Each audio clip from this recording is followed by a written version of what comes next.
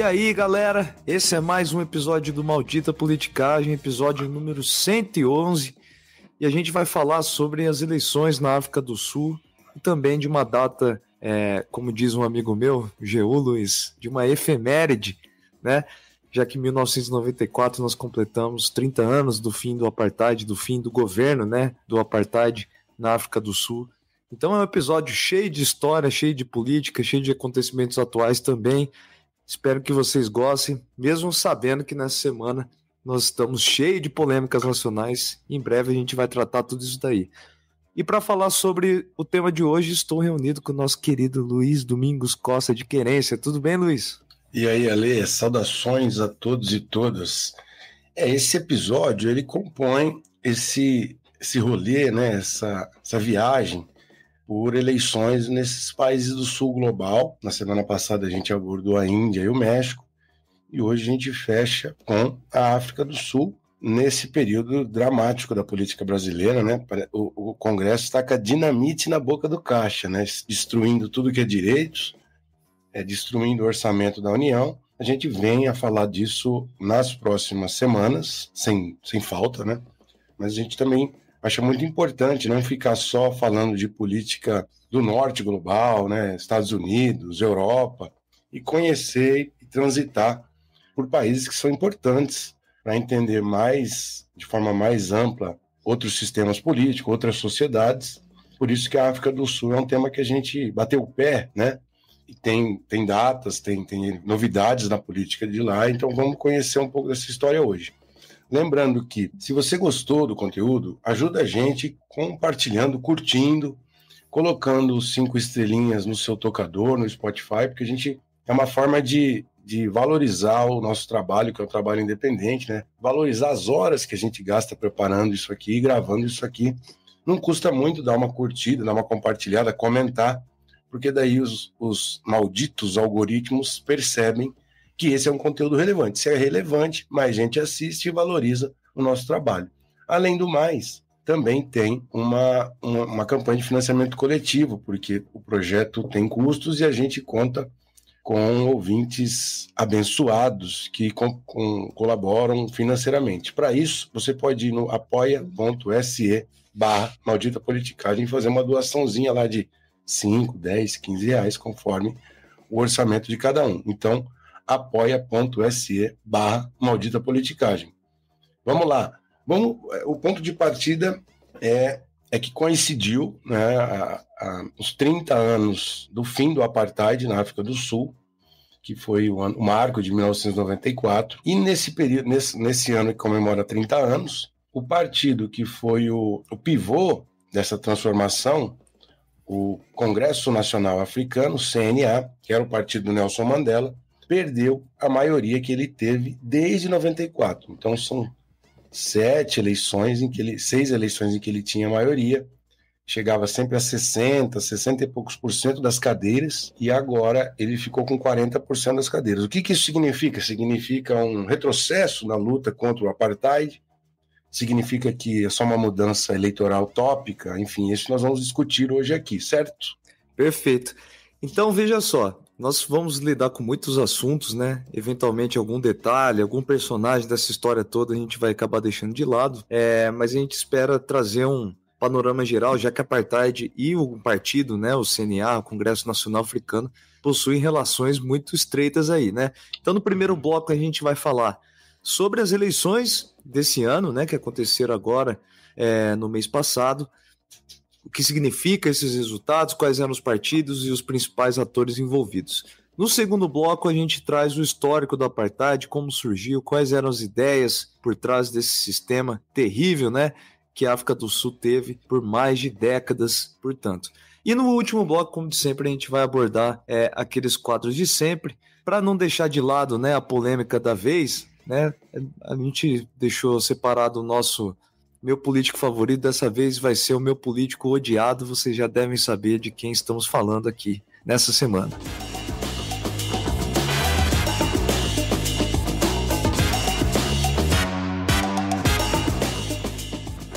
Então, estamos de volta para falar da África do Sul. No dia 29 de maio, os sul-africanos foram às urnas para eleger um novo governo. Lá é um regime parlamentarista típico, né? Então, os eleitores votam nos deputados e, conforme se dá a composição do parlamento, o parlamento escolhe o primeiro-ministro.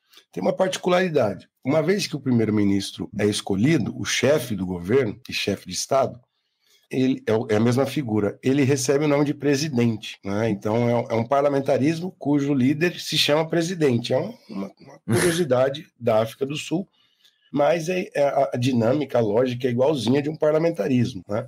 Além do mais, os eleitores não votam em candidatos individuais nos distritos. Eles votam em listas. Essa lista é fechada e bloqueada.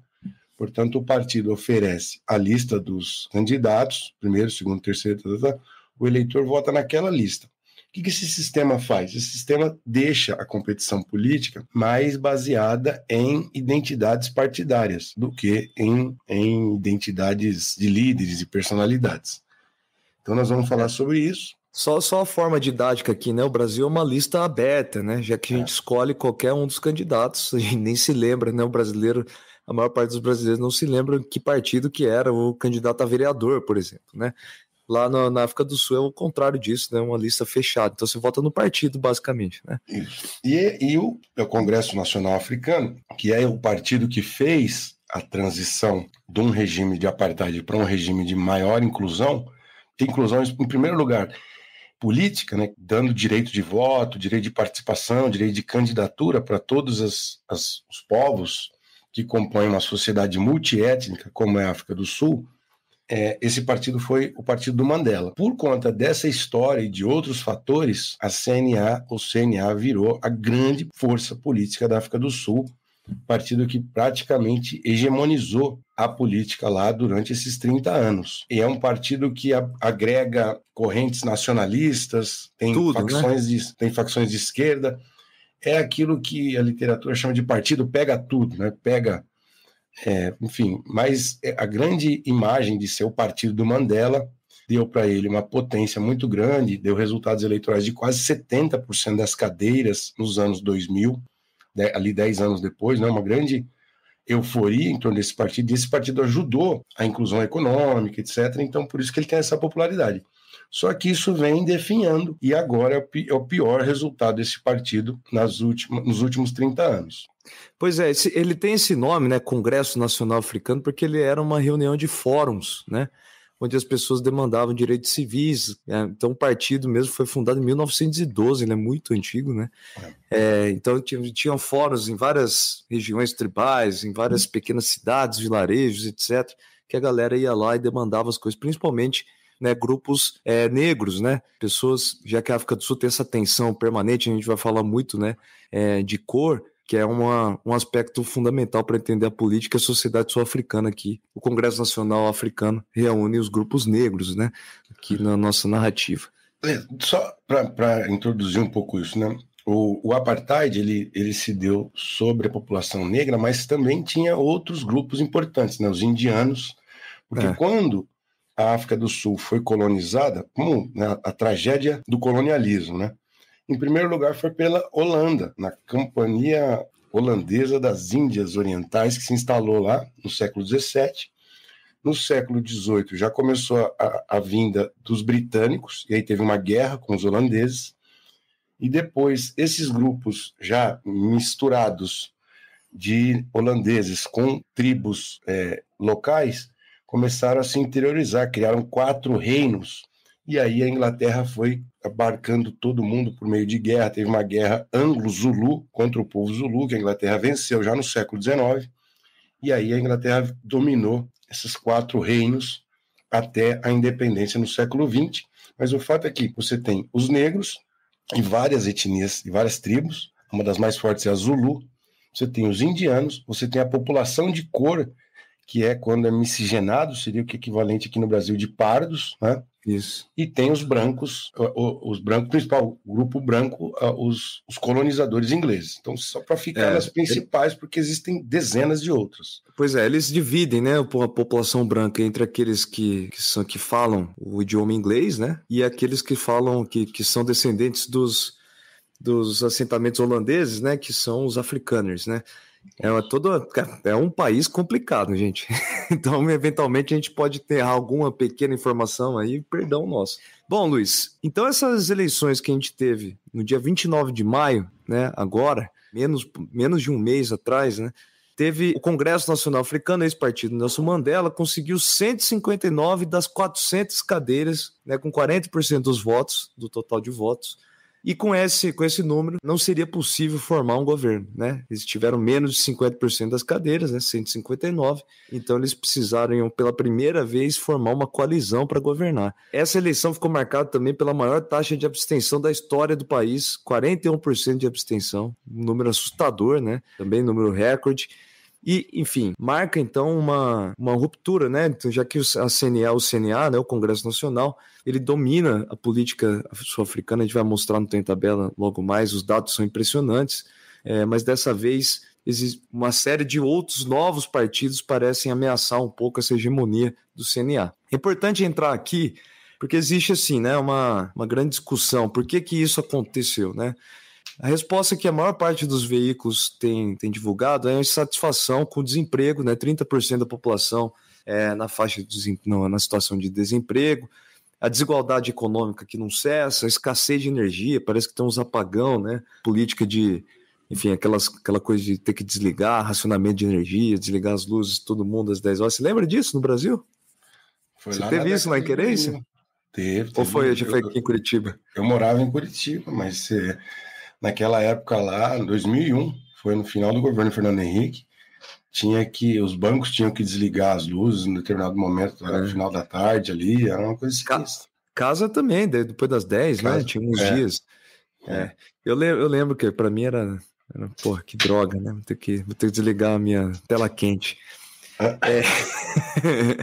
Mas, enfim, existe mais coisas do que isso, né? Apesar desses dados serem tenebrosos mesmo, é preciso lembrar que o Jacob Zuma, ex-presidente, né, da África do Sul, o Zuma era o cabeça do Congresso Nacional, esse partido que a gente tem falado tanto aqui, e ele teve que sair, né, do governo, abdicar, porque ele foi acusado, na verdade ele foi retirado porque ele foi acusado por um escândalo de corrupção, lavagem de dinheiro pesado lá.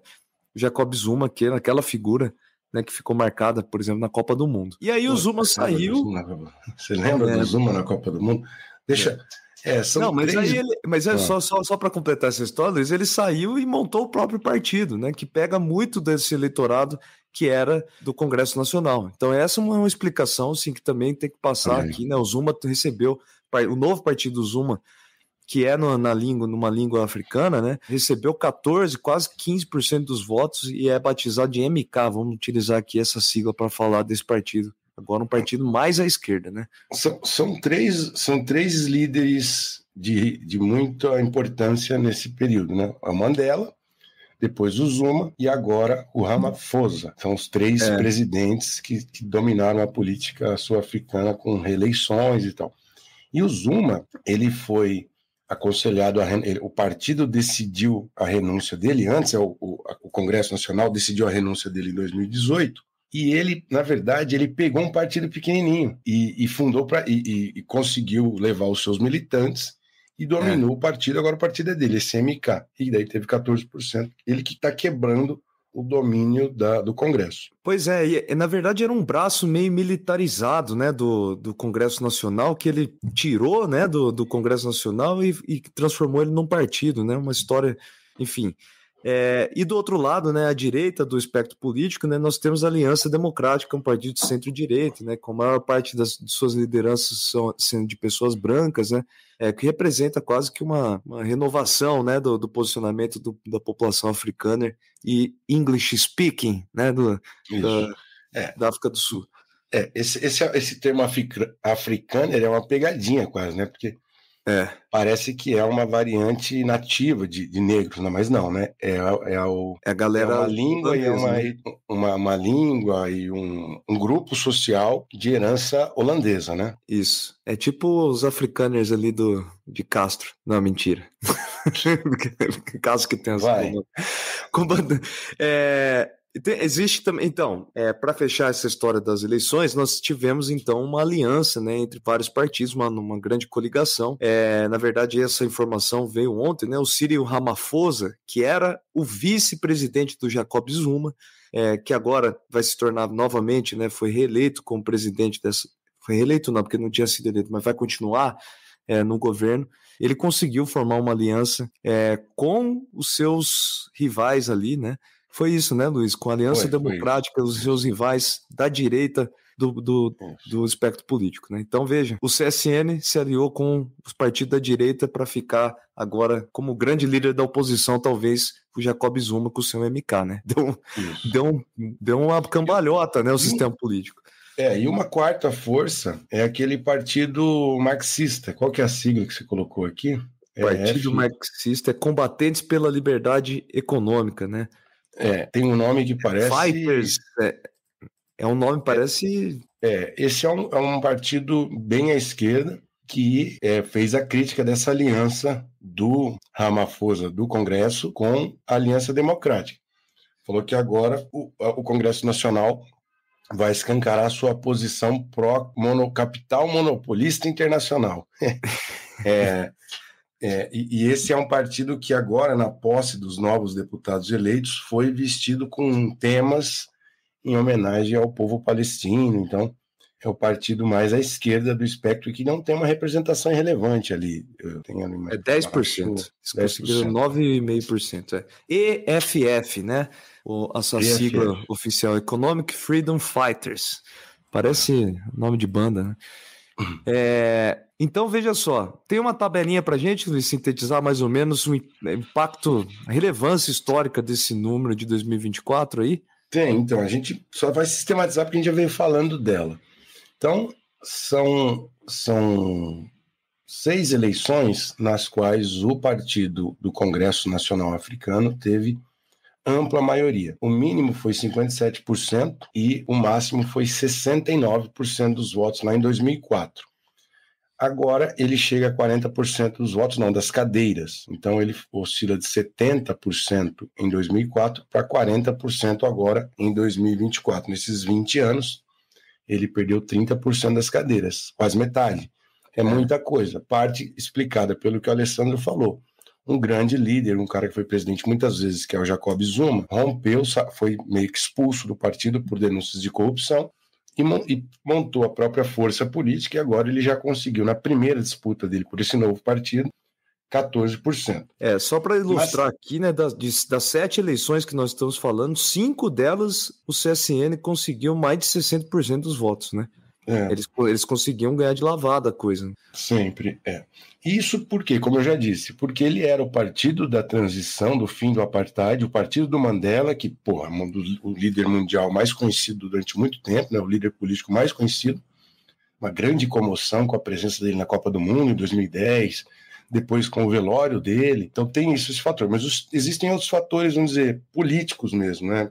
Lá há uma crítica de que o CNA ganha muito dinheiro para disputar a eleição, aquele seria um fundo partidário, como aqui no Brasil, e isso faz com que a competição dos outros com ele seja muito desigual. E outros elementos, eles foram incorporando lideranças de partidos pequenos, partidos de inclinação mais identitária negra, eles foram fagocitando ao longo desse período.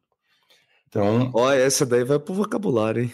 Então, existia um partido numa região que era muito de uma identidade negra mais radical, que eles foram fazendo negociações até que incorporou. Então, você tem uma série de fatores que dão a explicação dessa hegemonia, que agora foi quebrada finalmente. Mas não é só, né, Alessandro? O racha que o Zuma fez e criou seu próprio partido, mas também o desgaste de 2 fatores principais. Primeiro, corrupção. É um partido que tem centenas de denúncias. Só o Zuma tem centenas de denúncias, que também ele é uma figura excêntrica do ponto de vista da imprensa lá da África do Sul, porque ele é de uma etnia que permite poligamia. Então ele teve já 4 esposas simultâneas e 6 casamentos ao longo da vida, com mais de 20 filhos. Ele é uma figura, um típico líder carismático, né? Ele tá sempre sorrindo, né? Parece ser um cara super gente boa sempre, né? Quando ele fala, né? Ele tinha uma relação muito boa com o Lula no primeiro período do Lula lá atrás, né? Enfim. E muito chega no ouvido da população, a população repercute muito isso, que a corrupção que ele levava ao cabo era para poder sustentar essa Babilônia de filhos, enfim. Então isso pegou muito, mas ainda assim ele é um líder muito querido, tanto que ele, depois de toda a crise, ele volta e faz 14% de cadeias, não é pouca coisa. É um herói nacional, né? É um herói nacional que, enfim, como você falou bem, né? Ele tá junto ali com o Cyril Ramaphosa e com o Mandela, né? Com figuras. Isso, então para fechar, primeiro o racha, explicar a crise dos votos do CNA, o racha, feita pelo Zuma, corrupção e a política econômica, que começou a demonstrar esgotamento, né? Hoje em dia nós temos 30% da população sul-africana desempregada, né? A taxa de desemprego é muito alta e a estagnação de políticas inclusivas, como acesso à moradia, acesso à água encanada, tudo isso chegou, né? A política de melhoria de vida da população estagnou.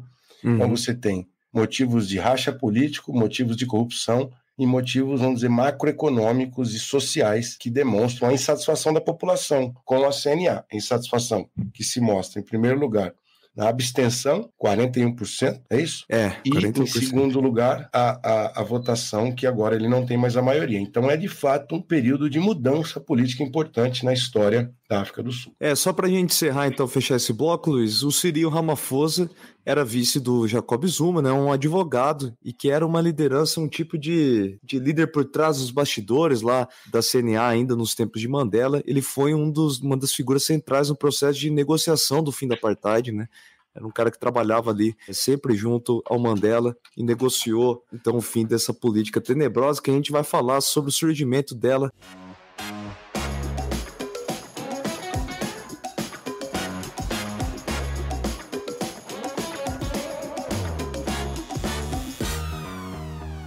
Nesse segundo bloco, o nosso foco vai ser explicar a dinâmica do apartheid, porque esse é um tema importante que a gente só ouve falar do termo e nunca entende o que é o apartheid. Mas ele tem um componente cultural, social, mas especialmente político, né? Era um arranjo político que excluía sistematicamente os negros e os grupos de cor e os indianos da representação política. Explica pra gente como que começou, para a gente destrinchar a lógica do apartheid sul-africano, Alessandro. Vamos lá, Luiz. A gente vai ter que voltar lá para a década de 40, quando a África do Sul ainda era governada pelo United Party, né? Vamos usar aqui o Partido Unido, né? Que era um partido liberal, partido que ganhou muita força e popularidade nos tempos de Segunda Guerra Mundial, que defendia a construção, né, orientados mesmo por um liberalismo mais moderno, né, eles defendiam, né, a construção de um país de união da população negra, da população de origem britânica e da população africana, né? Então, tendia uma conciliação dos povos internamente e também com o seu ex-colonizador, né, o Reino Unido, fato que desagradava muito a população holandesa. Bom, esse partido foi para as eleições de 48 achando que eles continuariam o seu governo, né? Que eles viam no seu governo um governo de sucesso, mas em 1948 eles foram surpreendidos. Estamos falando aqui de uma época onde as eleições da África do Sul praticamente excluíam a população negra, né? A gente está falando aqui eram vários critérios que deixavam a eleição quase que próxima a um voto censitário, né? Aquele voto onde apenas população com determinadas qualificações poderiam votar. Então a população branca era aquela que votava majoritariamente, mas em 48 quem acaba sendo vencedor dessa eleição é o Partido Nacional Reunificado. Esse sim, um partido bem pertinho do fascismo italiano, alemão, enfim, um partido bem mais à direita que defendia os interesses, a defesa, na verdade, do povo africano, né? Uma população de maioria branca na África do Sul. Vale a pena falar que nesse período aqui, Luiz, Os africanos, essa comunidade de origem holandesa, né, era uma população que não era da classe alta necessariamente. Muitos deles eram trabalhadores, né, pessoas que não viviam nas melhores condições possíveis. Então existia aqui também uma espécie de visão negativa da situação política e econômica do país, já que essa população branca sofria ali na África do Sul nesse período, né? Bom, mas como é que a gente foi parar no apartheid, então? Nessa eleição, o Partido Unido tomou a volta, né? Perdeu para o Partido Nacional Reunificado, que trazia já uma bandeira política, uma defesa de uma política de supremacia branca, de defesa dos direitos dos brancos. Aqui eu trago aqui uma parte dessa campanha eleitoral, veja só. O Partido Nacional ofereceu ao país uma escolha. Por um lado, você tem a integração e o suicídio nacional, e do outro nós temos a proteção da raça branca pura e a manutenção, nesse caso, de uma construção de um país que poderia ser próspero nessa supremacia branca, né? Era essa visão, então. Lá em 48. Os autores que eu consultei, eles vão destacar algo que é importante, né?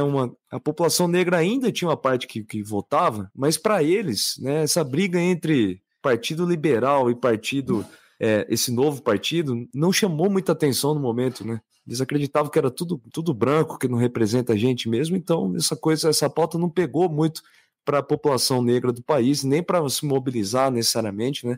Apesar de existir, sim, vozes que já alertavam, mas essa campanha do apartheid, ela foi crescendo pouco a pouco e, de repente, tomou conta do país, né? Foi mais ou menos essa narrativa que nós temos que trazer aqui. Quando a gente olha para os personagens, o presidente que foi eleito pelo Partido Nacional Reunificado, esse meio fascista aí, o presidente foi o Daniel François Malan, ex-ministro de uma igreja holandesa, veja só que maravilha, que se tornou o novo presidente da África do Sul, e os seus apoiadores receberam o apelido por alguns jornais de Malanazes. Olha que coisa maravilhosa. Então, essa era a liderança política deles, né? Malan, um nome parece coisa francesa, né? Eles defendiam, então, além de uma separação e da defesa de uma supremacia branca, o anticomunismo, de novo, né? Parece que toda vez acontece isso, né? E defendiam também que existia, veja só, o preconceito reverso, né? Que os brancos estavam sendo perseguidos pelo interesse de uma suposta maioria negra que iria tentar,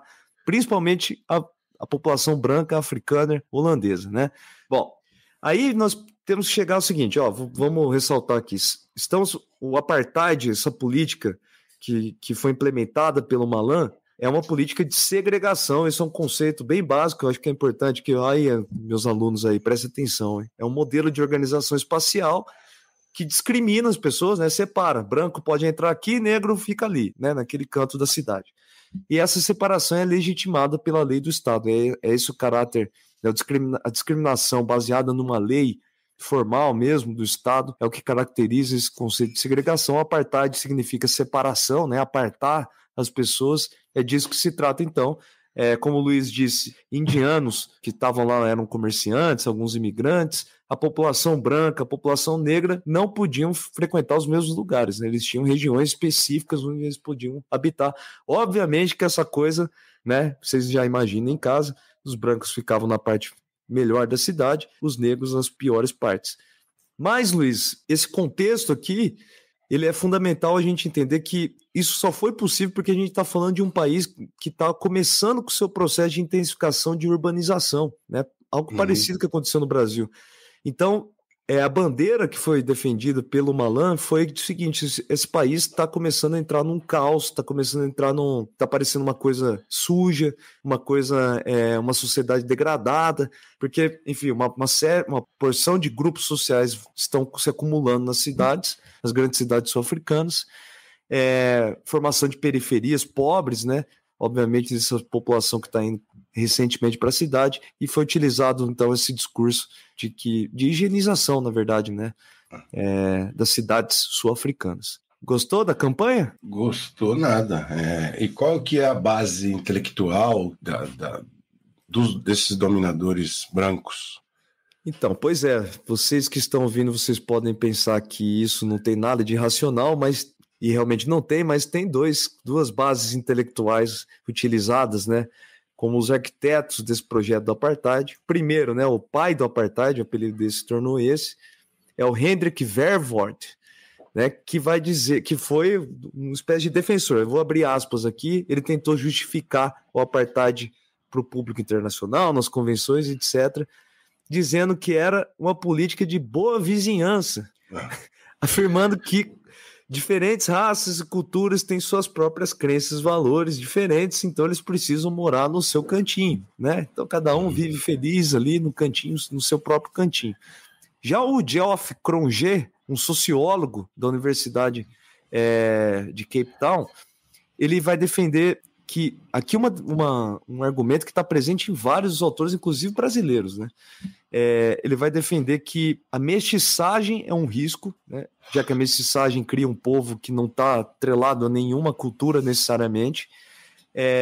Os indianos representam um risco de degeneração cultural, né? Já que eles são estrangeiros, e os negros representam, na verdade, um risco duplo, já que eles colocam em risco a sociedade branca e a própria sociedade negra, que estaria se destribalizando, perdendo sua essência, né? Então, na cabeça de Geoff Cronje, os negros deviam viver na tribo, os brancos na cidade, e os indianos que fossem caçar o lugar deles também, né?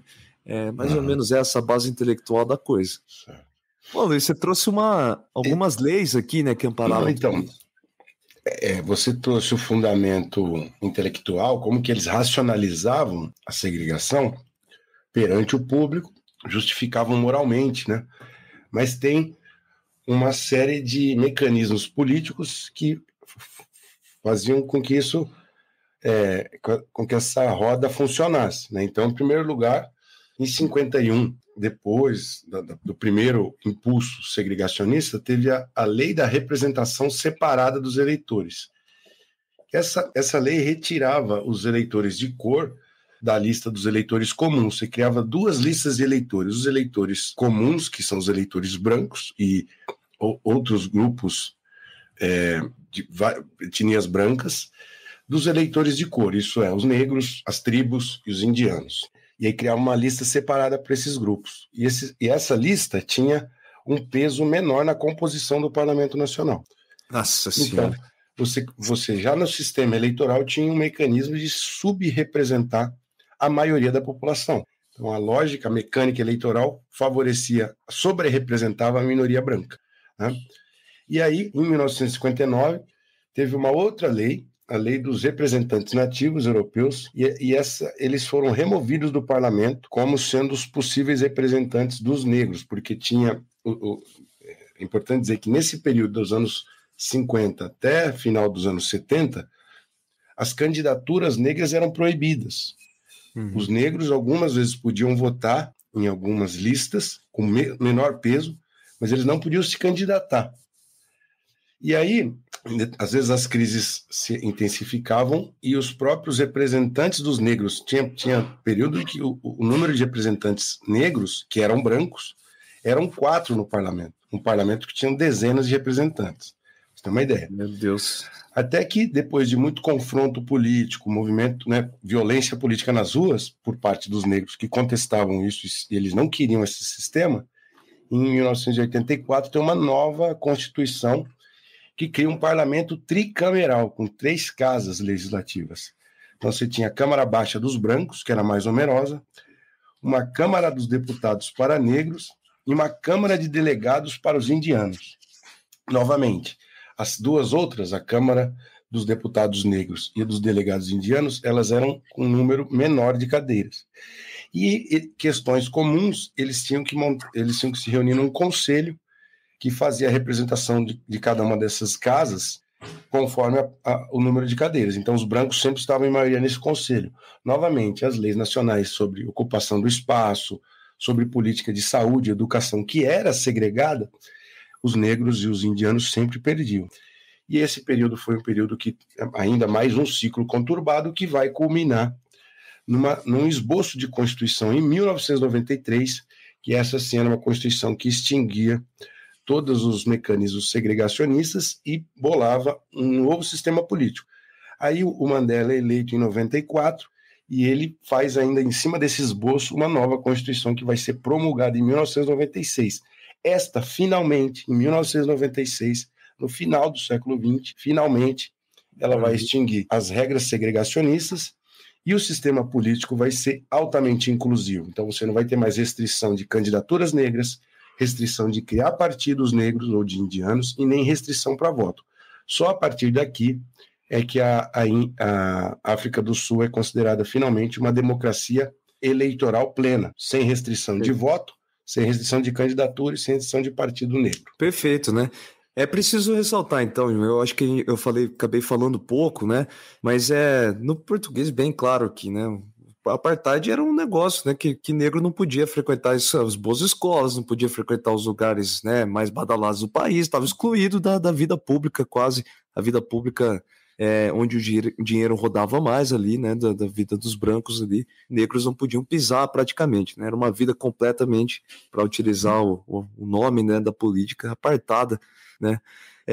Enfim, uma coisa assim assustadora, né? Se a gente olha para a história, e que eu acho, quando eu vejo as datas, para mim faz muito pouco tempo, né? Isso que assusta mais, né? Apenas 30 anos do fim dessa política. Imagino que a sociedade sul-africana deve ter muitas dessas marcas ainda, né? Bom, mais uma figura que não tem como não falar, né? Que é destaque, para a gente destacar aqui o fim do apartheid, né? Foi o Nelson Mandela, que era uma figura que vinha da nobreza. Preciso lembrar que na África existe uma série de nobrezas tribais, né, das pequenas etnias.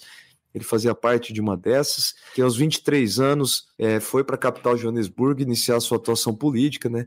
Ele se envolveu com era um advogado que se envolveu com vários movimentos de rebeldia desde a faculdade até a sua fase mais adulta, e numa desses atos de resistência contra a política do apartheid, ele foi preso, né? Naquela época ele seria preso, era uma prisão perpétua, né? Ele acabou sendo liberado depois de muita pressão, muita luta de guerrilha, movimento social, enfim, no governo de Frederic Leclerc, né? Que era um governo conservador, mas que foi o responsável pelas primeiras aberturas, né? E pela extinção, então, começo da extinção desse grande modelo, grande não de bom, né, mas grande aparato jurídico que era o apartheid, né? Até que em 94 o nosso Mandela foi eleito presidente da República, né? Pela primeira vez o CNA ia entrar no governo. Luiz, vamos pro quebra-pau? Vamos lá. Quebra-pau, você acha que é um pouco de otimismo ou não? É o otimismo contra o pessimismo, né? Então, pois é. De um lado, nós temos essa visão, que a gente, inclusive, já trouxe aqui, né? Vários relatórios trazem isso, que essa sensação que a democracia está indo para o ralo, né? No Brasil e em vários países do mundo, né? Na boa parte do mundo, várias democracias estão em momentos perigosos, né? Mas qual é a outra visão que a gente traz aqui para o nosso ouvinte, Luiz, hoje? É a visão de que, pela primeira vez, agora, a partir de 2024, um governo de coalizão seria um experimento novo de um governo com mais de um partido. E, portanto, por ter dois partidos, seria um governo com maior capacidade de negociação e de produzir políticas públicas mais pactuadas, ao invés de ser um governo só de um partido, como foi até então. Esse é o otimismo da coisa, que governo de coalizão pode ser mais democrático do que de um governo de um partido só. Perfeito, essa visão foi levantada pelo Oliver Sunkel, né, um comentarista da política internacional, ressaltando como na Índia, que a gente falou na semana passada, na África do Sul, mesmo países que tentaram adotar uma postura um tanto quanto populista, né, de tentar, enfim, aumentar a base de apoio, as eleições trouxeram respostas negativas para ambos os países, e nós temos aí o que o Luiz ressaltou, um governo de coalizão.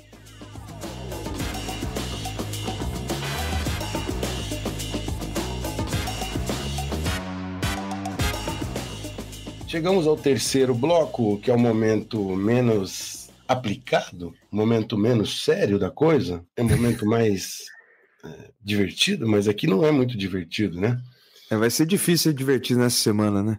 Sim. Bom, tem pra gente um caso pra gente ilustrar a nossa temática de hoje, Alessandro? Não, eu vou trazer aqui uma curiosidade, né, de como funcionava na prática o apartheid, mas o governo fazia tipo uma espécie de passaporte racial, com as informações de, tipo, em vez do RG, você tinha um passaporte racial, com a sua impressão digital, sua fotinha e lá a sua classificação de negro, ou indiano, ou branco, né? E esse passaporte é o que habilitava você, né, caso você fosse branco, de entrar em alguns lugares, nessas áreas mais restritas, por exemplo, né?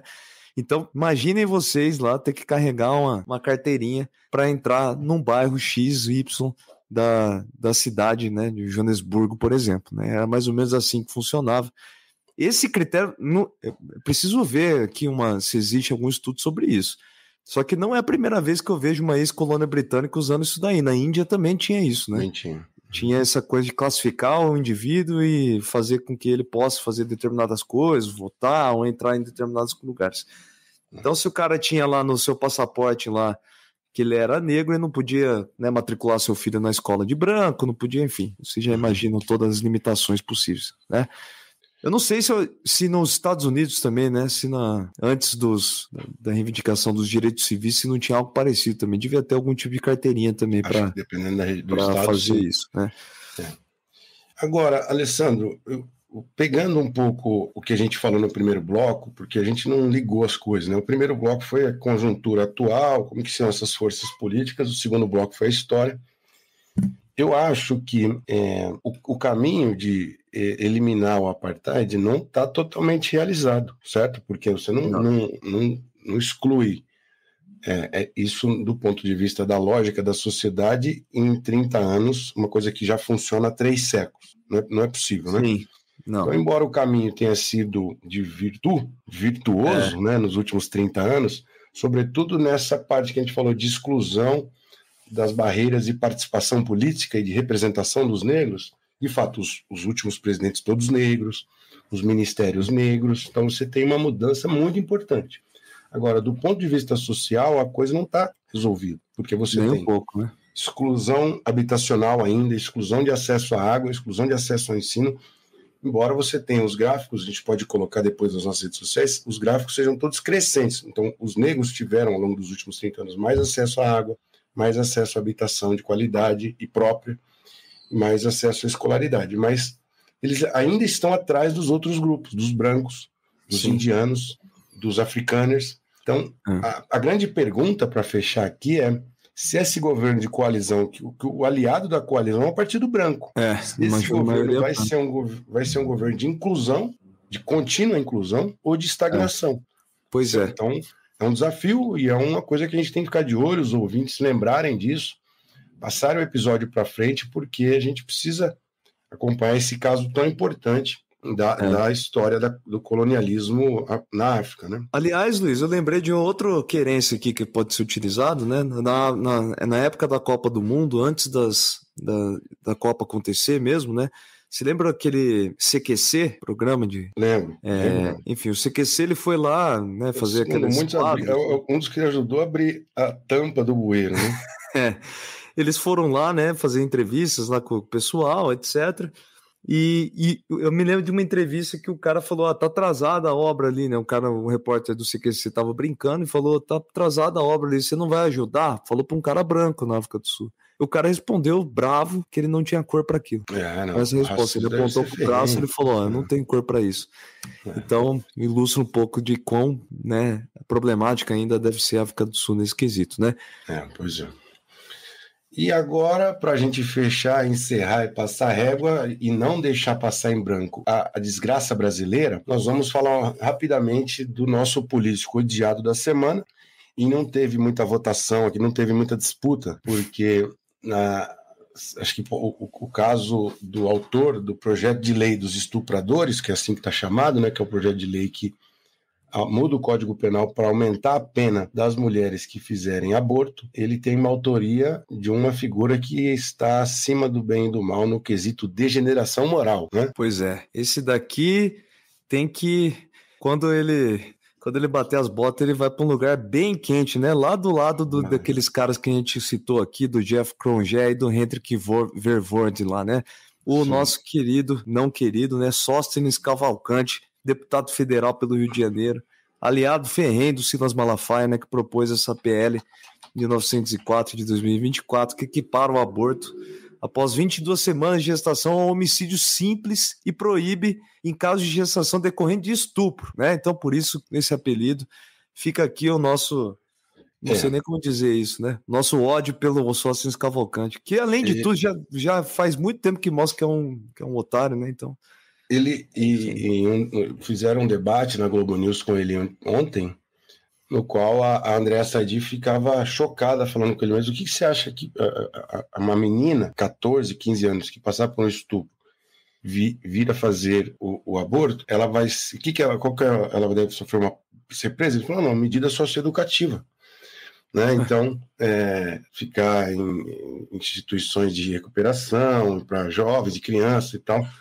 E ele falava, não, mas assim vai ver se ela aprende. Ele falava, assim vai ver se ela aprende a não cometer aborto. Então, esse é o tipo de deputado que está dominando a agenda de costumes no Congresso, com um retrocesso que vai levar a gente realmente para o século XVII, né, XVIII, enfim. Não, e ainda fez uma provocaçãozinha, né, contra o governo, enfim. Porra, o cara... Amigo do Silas Malafaia. Sim. Amigo do Silas Malafaia. Então é isso. Hoje é um episódio mais carrancudo, sem muita brincadeirinha, porque é a semana puxada de temas e a gente pretende voltar a esses temas. E encerrando agora a nossa trinca de países do sul global que a gente abordou as eleições. Isso é importante, vale lembrar também, para quem for fazer provas de Enem, provas de vestibular e outros concursos, porque esses países estão cada vez mais presentes nessas provas. Então, se você escutou, tem um sobrinho, tem um filho, uma filha, passa para eles os conteúdos, esses episódios, o da semana passada, o número 110, e o dessa semana, o número 111, sobre eleições na Índia, no México e na África do Sul, para a gente não ficar só aqui falando do Trump, do Macron, né, da Marine Le Pen e do norte global, que seria muita ausência da nossa agenda de temas, não é, Alessandro?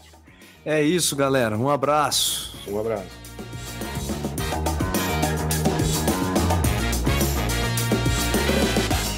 O Maldita Politicagem tem roteiro e produção de Luiz Domingos Costa e Alessandro Tokumoto, edição de áudio de Matheus Bittencourt, finalização de áudio e identidade visual de Fábio Tokumoto.